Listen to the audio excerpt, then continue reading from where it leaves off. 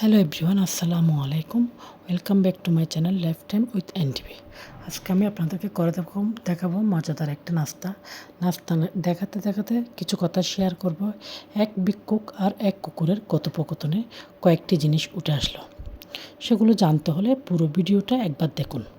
ভিক্ষুক বলল কুকুরকে, তোর 3টি জিনিস খুবই খারাপ।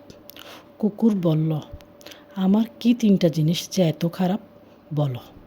তখন ভিক্ষুক বলল, 1, তুই দেয়ালে প্রস্রাব করিস। 2, তুই ভিক্ষুক দেখলে ঘেউ ঘেউ করিস। 3, তুই রাতে ঘেউ ঘেউ করে মানুষের ঘুম নষ্ট করিস।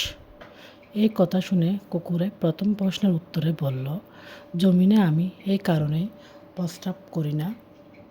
হয়তো আল্লাহর কোনো বান্দা এখানে আল্লাহকে সিজদা করবে। 2 নম্বর প্রশ্ন উত্তরে বলল, ভিক্ষুক দেখলে আমি এই কারণেই ঘেউ ঘেউ করি, কারণ ভিক্ষুক আল্লাহর কাছে না চেয়ে মানুষের কাছে চাই। 3 নম্বর প্রশ্নের উত্তরে বলল, মানুষ সারাদিন গুনাহ করে রাতে আরামে ঘুমালে আল্লাহর কাছে ক্ষমা কখন চাইবে।